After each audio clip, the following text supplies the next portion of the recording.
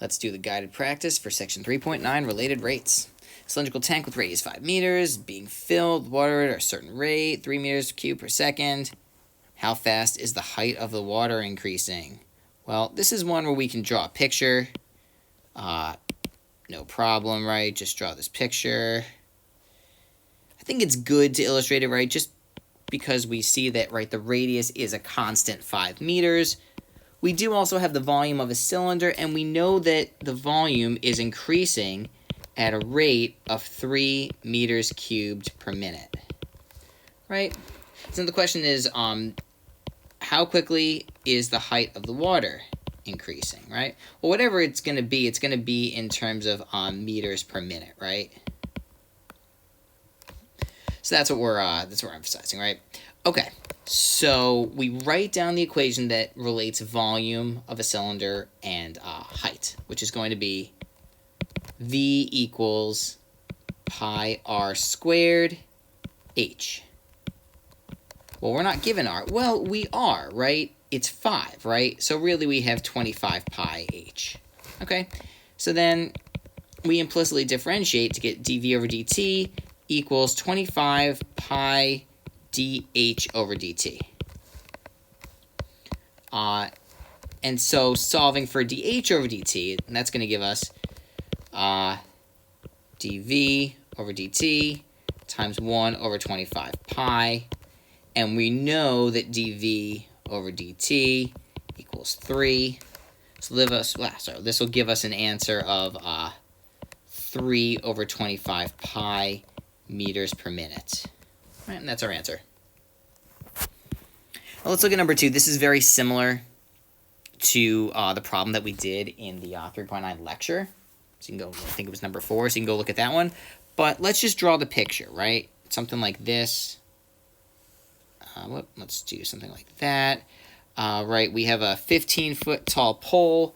We have a 6-foot person walking away from it.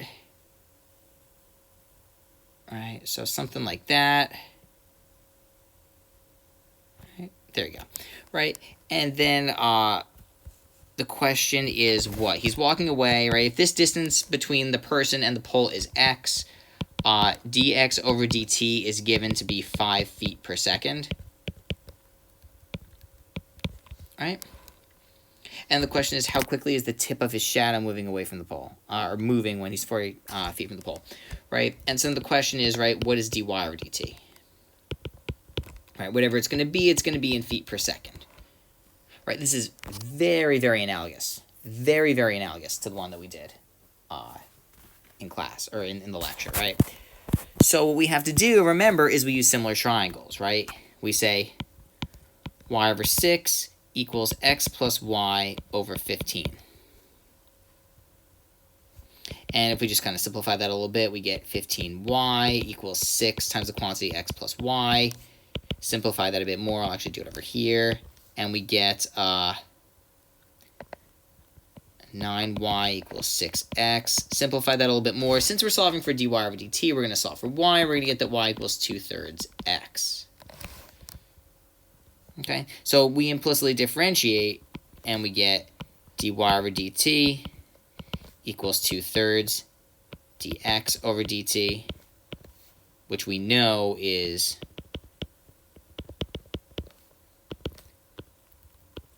2/3 times 5, which is 10/3 feet per second.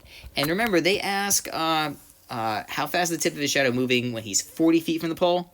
That didn't actually matter. It's the same regardless of where he is from the pole. It's still, dy over dt is the same regardless. It's constant. All right, number 3. If a snowball melts so its surface area decreases, find the rate at which the diameter decreases. Now, let's just quickly draw a picture. Just want to note here that the surface area, I'll call it A, is decreasing, right? So we know that dA over dt, be a little careful here, equals -1 centimeters cubed per minute, or squared, sorry, per minute. Right? Because decreases, right? Just emphasize that, right? Decreases means negative. Rate of change is negative, right? And so then if, I guess, this is our diameter, right, and that's our, diameter d, d over dt equals what? Well, whatever it is, it's going to be in centimeters per minute, right? So let's write down an equation relating surface area and diameter. Well, we know that the surface area of a sphere, or of a ball, is 4 pi r squared. But we're not given r. We're given d, right? Well, we know that r equals d over 2, right? So it's 4 pi times d over 2 quantity squared, which is the same thing if you simplify it out as pi d squared.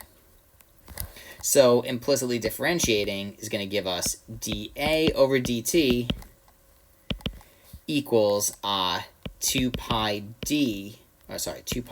big D, d big D over dt. And then at this point, we just say, okay, well, I guess we're given that first we have to solve for dd over dt.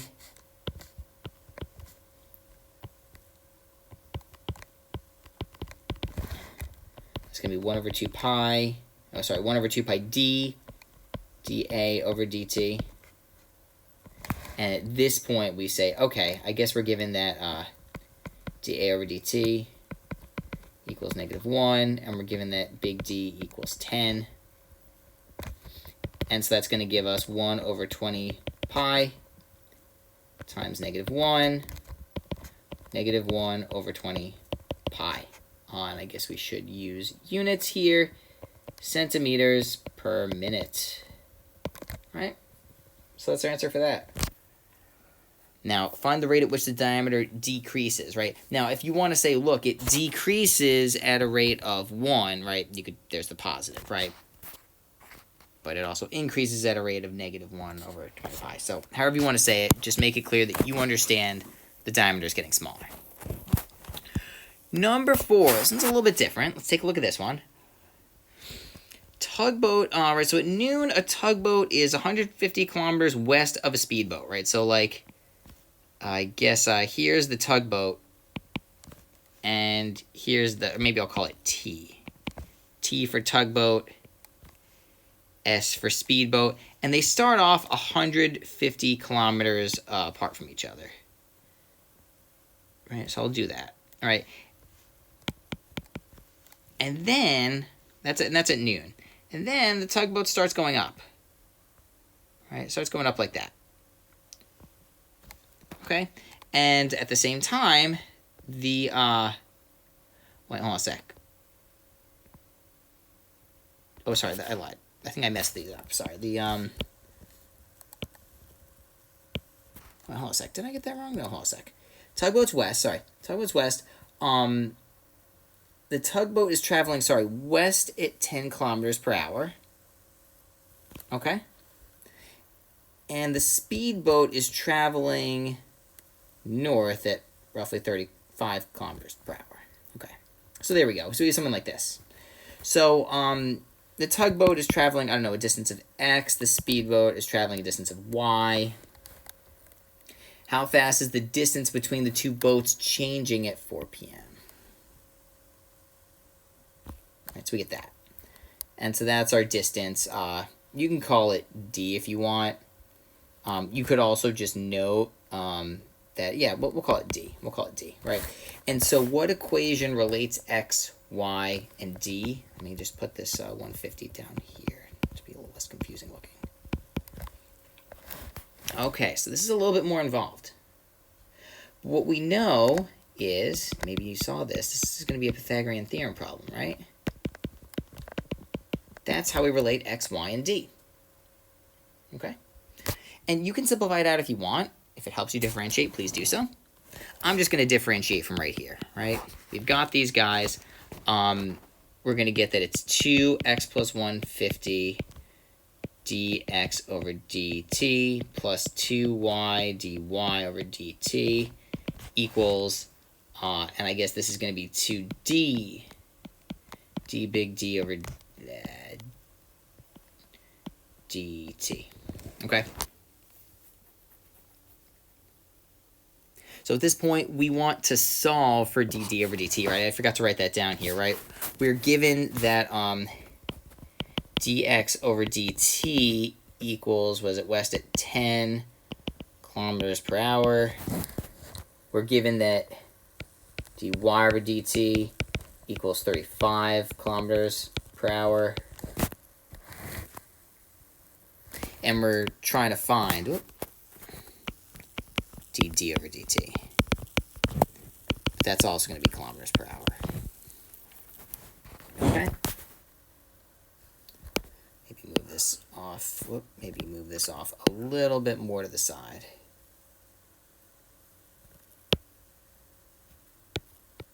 A little bit off to the side. Whoop. Okay, there we go. So anyway, one thing that we can do is pick off that 2 from all sides, right? And we're going to solve for d big D over dt, right? So we're going to get dd over dt equals, I guess it's going to be x plus 150 dx over dt plus y dy over dt all over big D. It's like that. All right, and at this point, we have to fill in all the stuff that we know. There's quite a bit of stuff here to fill in, right? We know what dx over dt is, dy over dt is, right?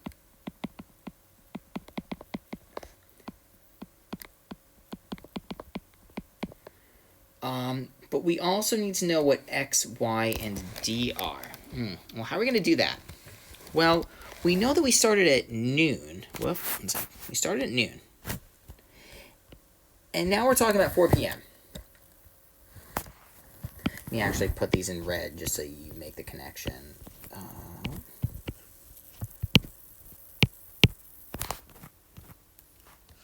We seem to be having a little bit of a bug here. There we go.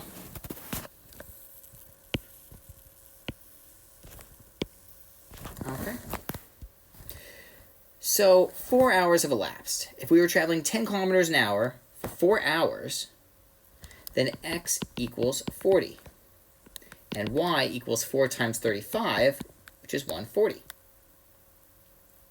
And d is going to equal, well, we just need to use the Pythagorean theorem, right? It's going to be the square root of 190 squared plus 140 squared, right?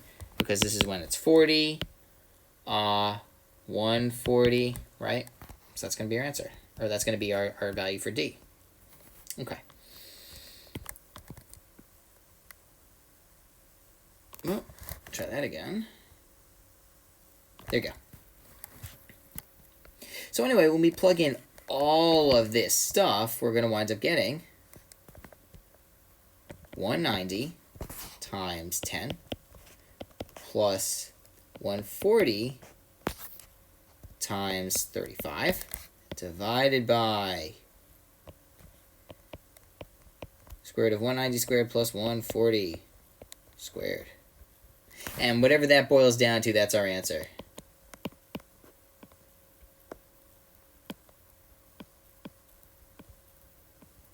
Okay, so that's how we do that one. A little bit tricky for that one, for sure. That was a little bit tricky. All right, and then last but not least, water is now being poured into an inverted conical tank, okay? So let's compare and contrast this one with the cylindrical tank, right? Because here, the difference here is that the radius is changing. Right? I guess we can say, well, if the diameter on the top is 4, then the radius on top is 2. And I guess we know the water level is rising at a rate of 20 centimeters per minute. Be a little careful with that. Everything else is given in terms of meters. But the water level is rising at 20 centimeters per minute. So if this is the volume, then we know that dV over dt equals 0.2 meters per minute. Be a little careful with that. I got fooled the first time I saw that. Okay? I guess we also know that the tank has a height of 6 meters. Right? So that's what we're given. So we're trying to find the rate at which water is being pumped into the tank. Oh, I'm sorry. Shoot. I lied. If the water level is rising at a rate of that. So actually, this should not be dV over dt. It should be dH over dt. Right? Right, if this is some kind of height. Okay. Okay. So dH over dt equals 0.2 meters per minute. We're trying to find dV over dt. All right. Well, how are we going to relate them? Well, we know that the volume of a cone is 1/3 pi r squared h. Now, unlike the previous problem with the cylinder, r is not constant, right? That's r right there. It changes. It increases as the water level increases. So we have to be a little careful here. So if we implicitly differentiate, be a little careful here. We have to use a product rule because both r and h are functions of t. So we're going to get 1/3 pi, we're going to get r squared times dH over dt, right? We left r squared alone, took the derivative of h, plus 1/3 pi. Now we leave h alone, take the derivative of the r squared. 2r dr over dt, h. Now remember, we're solving for dV over dt, right? This is what we're solving for. Okay? So we just need to fill in a whole bunch of stuff, right? Well, what do we know? Oh, gosh, sorry about that. What do we know? Well, I guess we know that dH over dt equals 0.2, but we also need to know what r and h are, and I guess we also need to know what dr over dt is. And I don't think they get. Oh, I guess they did. They did tell us that the height of the water is 2 meters, right? So I guess we do know that h is going to equal 2, but we still don't know r or dr of dt. So what we have to do here is we have to find a way of relating r and h. And we're going to use our good friend similar triangles, right? We have here that this is a triangle with height 6 and length 2. And then we have a triangle with height h and length r. Okay? So using similar triangles,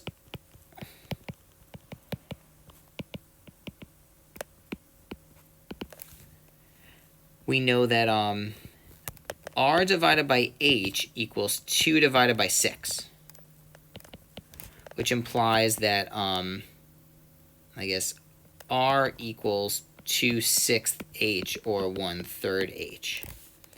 And that also implies that dr over dt equals 1/3 dH over dt. Okay? So if h, let me make this all red, just because it's kind of background stuff here, right? So if we know this, then we also know, let me actually copy all this, duplicate this here. Maybe I'll erase the stuff we plugged in here.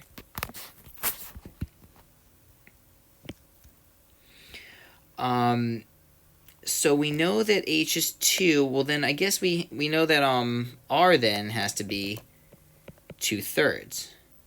Maybe I'll make that in red to show you that we needed the red stuff to learn that. R equals 2/3, right? Because r equals 1/3 h.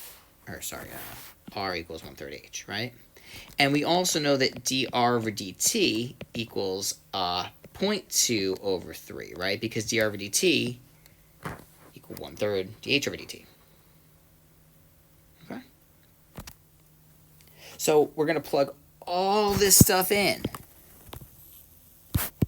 Right? And just to be clear, this is dV over dt. And then we're going to wind up getting 1/3 pi times 2/3 squared dH over dt, which is 0.2, plus 1/3 pi times 2 times 2/3 dr over dt, which is 0.2 thirds times 8, which is 2. And that's our answer. All right, you can simplify that if you would like. Let's see what we can do very quickly. We can factor out a 1/3 pi. We can factor out a 2/3. We can factor out a 0.2. And it looks like we're left with 2/3 times, I should say, plus 2 times 2. That's what I'm getting. Right, because I think I factored out everything except this, this, and this. Okay. So that's our answer. Oh, and it's going to be in terms of meters per minute.